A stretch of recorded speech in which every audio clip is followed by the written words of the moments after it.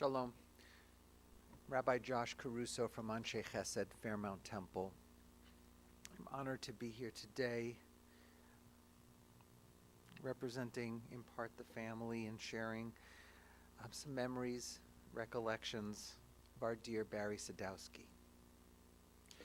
In the words of Ecclesiastes, a season is set for everything, a time for every experience under heaven, a time for dancing, a time for wailing, a time for birthing and a time for dying, a time for speaking and a time for silence, a time for seeking and a time for losing. The time of mourning is a complicated time filled with many emotions and memories, both bitter and sweet. We begin our service with the recitation of psalms and prayers, thus linking Barry's life with the 3,000-year-old tradition of the people Israel and the eternity of God. I invite you to join with me, if you wish, the recitation of Psalm 23. The Lord is my shepherd, I shall not want. He maketh me to lie down in green pastures. He leadeth me beside the still waters. He restoreth my soul. He guideth me in straight paths for his name's sake. Yea, though I walk through the valley of the shadow of death, I will fear no evil, for thou art with me. Thy rod and thy staff, they comfort me. Thou preparest a table before me in the presence of mine enemies. Thou hast anointed my head with oil. My cup runneth over. Surely goodness and mercy shall follow me all the days of my life, and I shall dwell in the house of the Lord forever.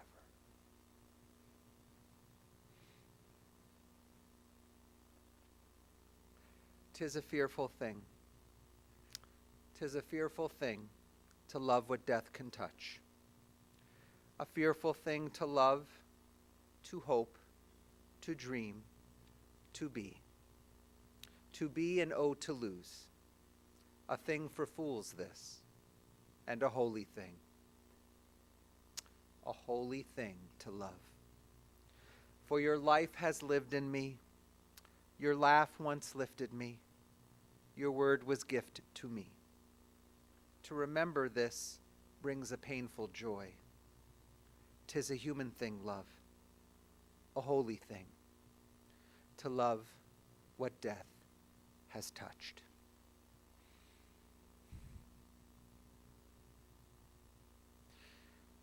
In the cycle of Torah readings, this week we find ourselves in the book of Deuteronomy, the last of the 5 books of Moses. Technically, the 5 books, well, the story is really within the first 4. And Deuteronomy, this final book, is a review of those first 4 books. Moses gives one long sermon in recollection and reflection of the journeys of the people he leads. He is reluctant to let go of his time leading his people, living his life. He was the go-to guy for the Israelites. Reliable, responsible, generous with his resources. Today we are paying special tribute to a leader of the people in his own right, Barry Sadowsky. He journeyed for more than 8 decades on this earth and lived each one of his days, each one of them, with aplomb, with dignity, with grace. He was born in Pittsburgh in 1935, and that is important because he was proud of his birthplace and one particular sports team that represented that city. More to come. Like Moses, Barry was reliable, responsible, generous of spirit, and generous with his resources. Like the Israelites did in the waning days of Moses. Florine, Eileen, David, Jill, Aaron, Ilana, Jonah, and Kendall. They spent their last days trying to both soak in the moments that touched their lives of their beloved Barry, and recognizing that soon a new chapter would begin without his loving touch in their lives. Today we take these moments to recognize what Barry meant to so many of us, to speak to the ways in which he will forever impact the days to come. I know Barry's grandson Jonah wants to share a few words, and then his daughter Jill is going to share as well.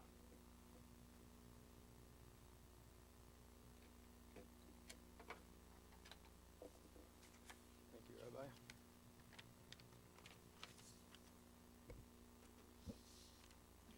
To my grandpa, best friend, and most importantly, my role model.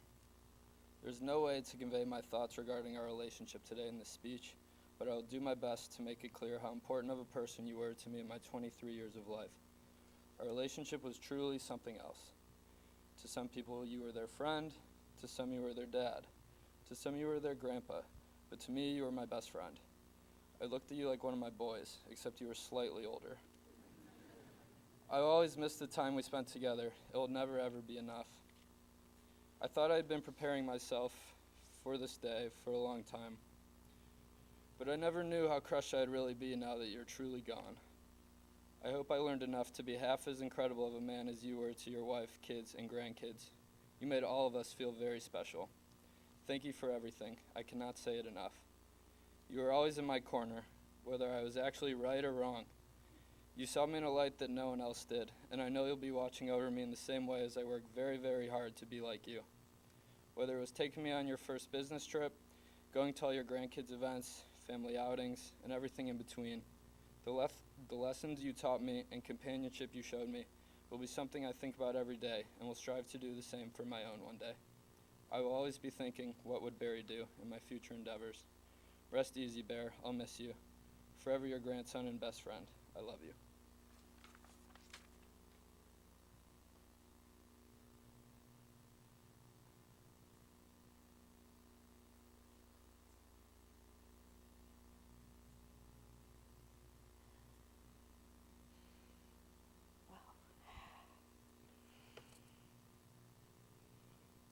So my dad's sister, Aunt Marcia, isn't able to be here today. She did see him this week, but she's going through her own treatment in Pittsburgh. So first I'm going to read what she asked us to read, what she wrote yesterday.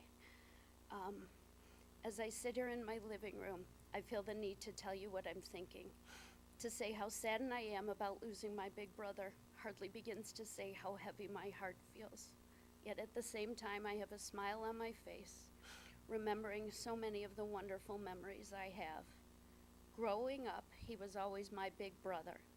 I always wanted to please him, even when he was mean to me, which is not to say cruel, but from my perspective of being 6 years younger, if he said, no, you stay home, and when I wanted to go with him and his friends to the movies, that to me was mean. He and I used to laugh, remembering about times like that, when he made me lay on the floor in the back seat of his car so his friends wouldn't know he was taking me to my piano lessons. Or when we were doing the dinner dishes and I threw a handful of soap suds at him and he ducked just when Mom walked into the kitchen and the bubbles got on her. So many funny episodes we shared throughout the years. How he was so attentive to me when I returned home in a body cast after a long hospital stay, and he somehow managed to take me for a ride on my bike. And how we worried when I was thinking about retiring that I didn't have sufficient funds, all because I had forgotten to tell him about my pension. And then he gave me his approval and told me he was proud that I had done what our folks and he had taught me about the importance of saving for the future. I could go on and on with stories about my big brother, but each of you have your own and know what I'm talking about. I just wish I could be with you all right now, but I know Barry would understand and would want me to be here to make sure to take care of my health issues and continue with my treatments this week. In my heart, he will be with me as I continue to fight this disease as he would want me to. So that's from Marcia. There we go. So it's pretty surreal being here today. You see, my dad, Barry, as he was known to most everyone, seemed invincible. He was able to beat many significant medical issues over the past 10 plus years. We joked he was like the cat with 9 lives, because not only did he beat them, but he did it his way. For example, after feeling signs of a heart attack while he was getting his hair cut, instead of going to the hospital, he just went home for a rest. In spite of the fact he had every single sign, thank God Mom convinced him to finally go to the hospital as he was having that heart attack. He always beat the odds, and in his way. Dad was a man certainly set in his ways. Not so this time. Little did we know that cancer that was just diagnosed 57 days ago would be the one he just couldn't beat. My hope today was to be able to make sure I shared the essence of who my dad was. If you knew him, you know this. He will remain the best father, husband, and grandfather ever. He was a toy salesman, so there was always something new in our house to play with growing up. When Mom and Dad attempted to downsize to their current home, he of course added a soccer field area for the grandkids inside. I'm sure everyone does that, right? Dad was friendly and kind to everyone. He became one of the gang with whoever he was with, adults or his grandkids' friends. His level of generosity extended far. He also had a very difficult time ever saying no to his grandkids. I will miss my dad terribly, always, but especially every Steelers Sunday as we spent those days together and texted or talked if we weren't together during the game. Anyone that knows me knows that I am an exceptionally obnoxious Steeler fan, which I got from my dad, although he mellowed a bit with age. Maybe for Dad, this year will be the big year. I'm just gonna add that we buried Dad with a terrible towel. Dad, I miss you. I love you always. I'm relieved you're out of pain. And may we all try to carry on for you by living the life the way you did.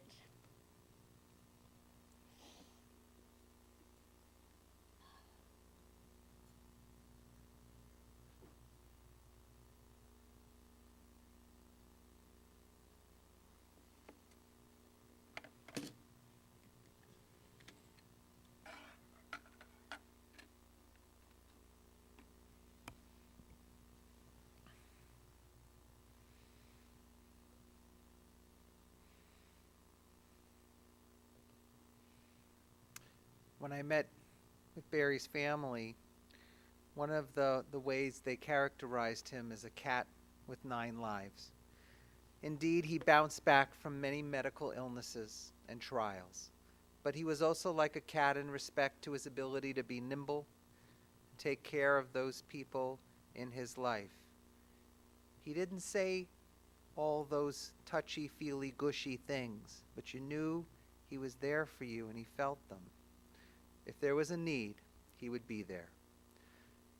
Not one to perseverate on decision-making, Barry was quick to pull the trigger on the purchase of something or giving his attention to a meaningful issue. He was not emotionally driven, but practically motivated. In Pittsburgh, he worked for the family business, Sadowsky Brothers, led by his father and uncles, a retail outfit which sold toys, paints, appliances, hardware items. But when the opportunity to have his own business, he jumped on it, and that brought Florine and Barry to Cleveland. But before that move, Barry and Florine had known each other since high school. He was older than her, not too much, but a couple of years after graduation, Barry returned while on leave from the Army. He was stationed in Fort Lee, Virginia, served as a clerk typist. Looking for someone with whom to go out on a date with for New Year's Eve, he called Florine. They had remained friends since high school.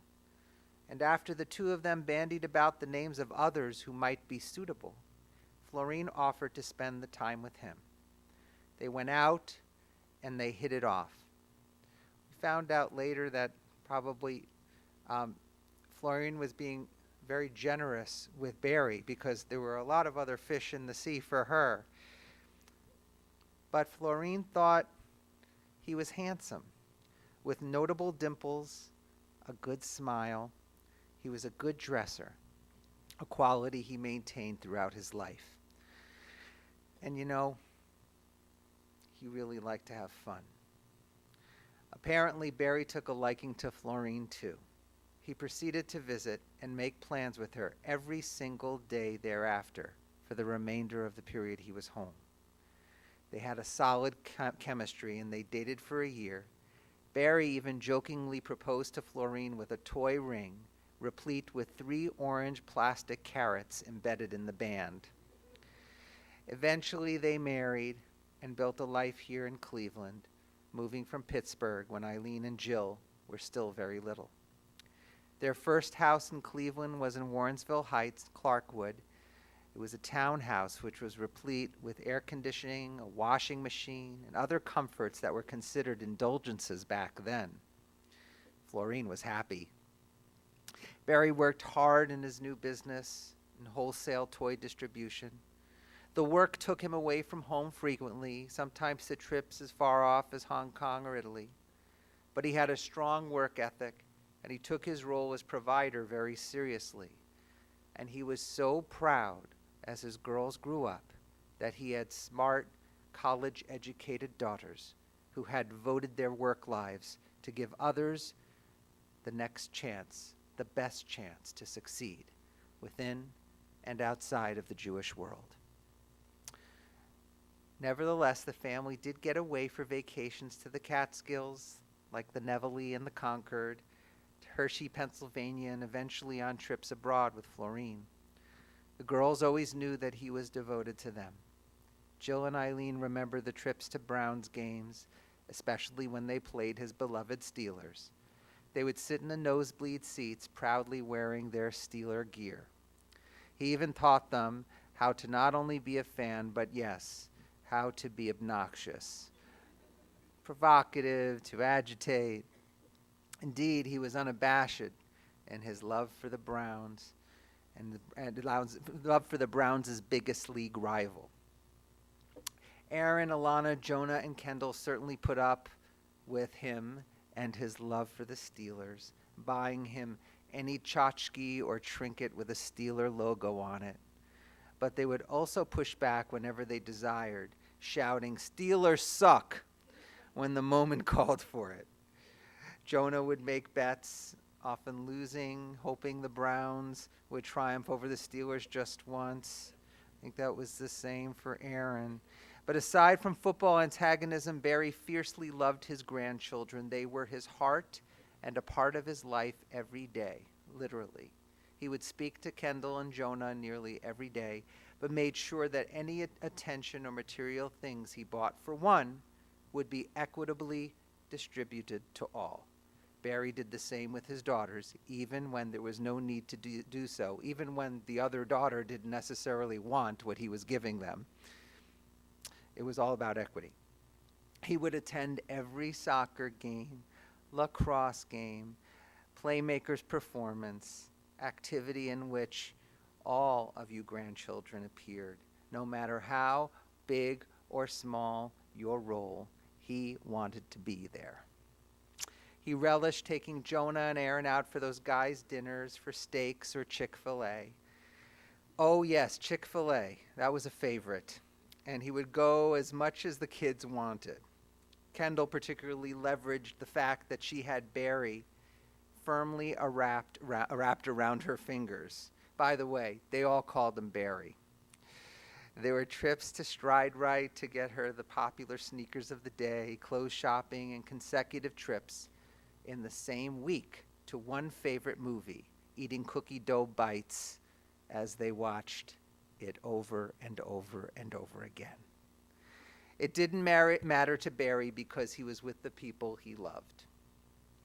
They talked all the time, and he became a role model and a guiding light for them in their lives.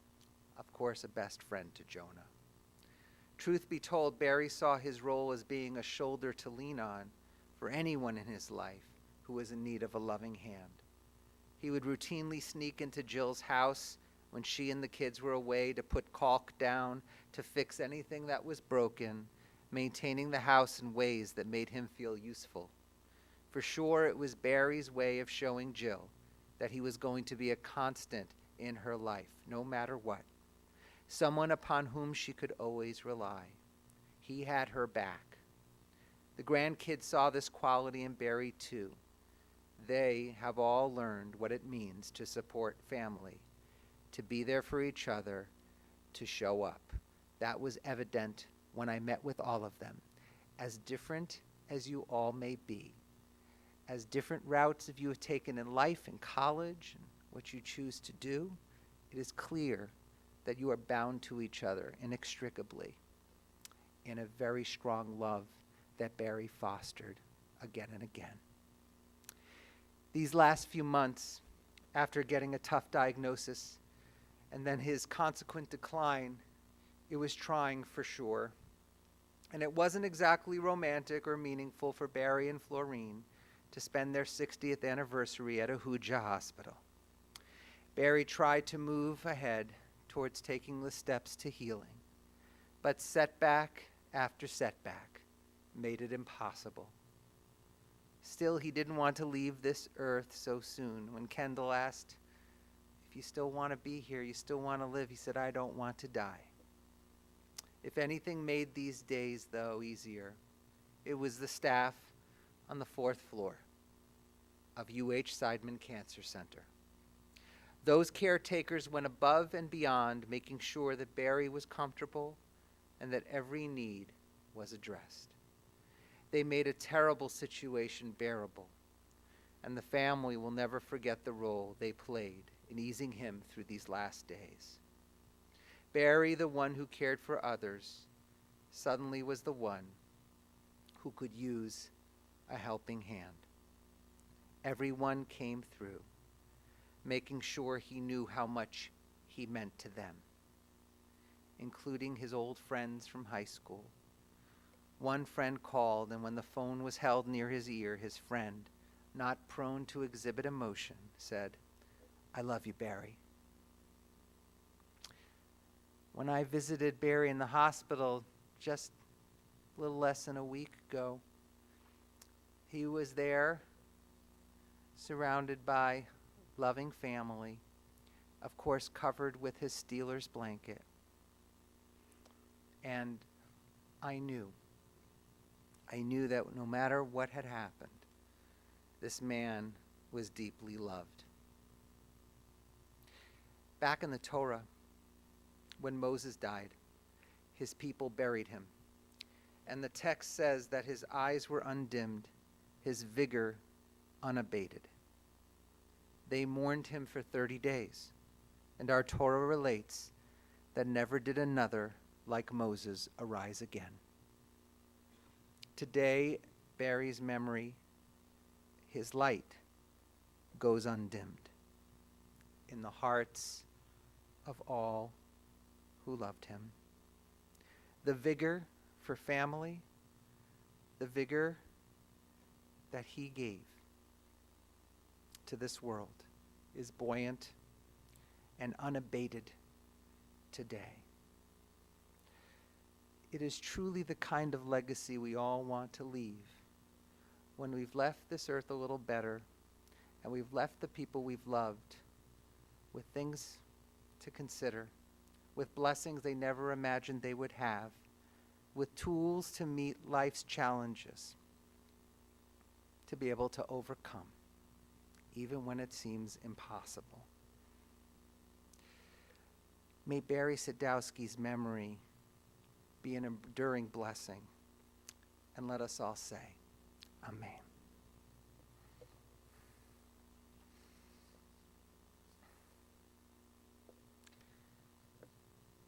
In body or in spirit, I invite you to rise for the recitation, the chanting of El Malei Rachamim, the memorial prayer.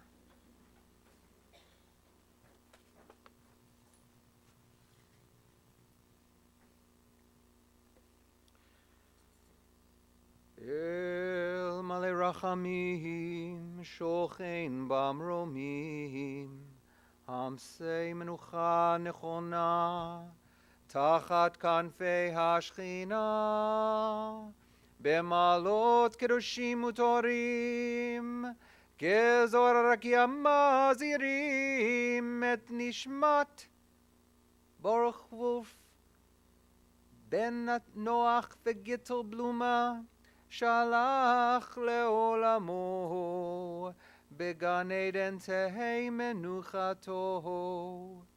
אנא בעל הרחמים, הסתירהו בסתר כנפיך לעולמים, וצרור בצרור החיים את נשמתו, אדוני הוא נחלתו, וינוח בשלום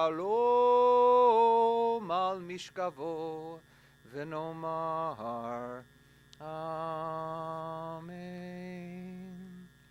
El Malei Rachamim, exalted, compassionate God, grant infinite rest in your sheltering presence among the holy and the pure, to the soul of Barry W. Sadowsky.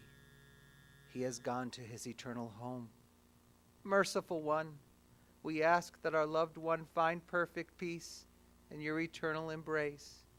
May his soul be bound up in the bond of life. May he rest in peace. And let us say, Amen.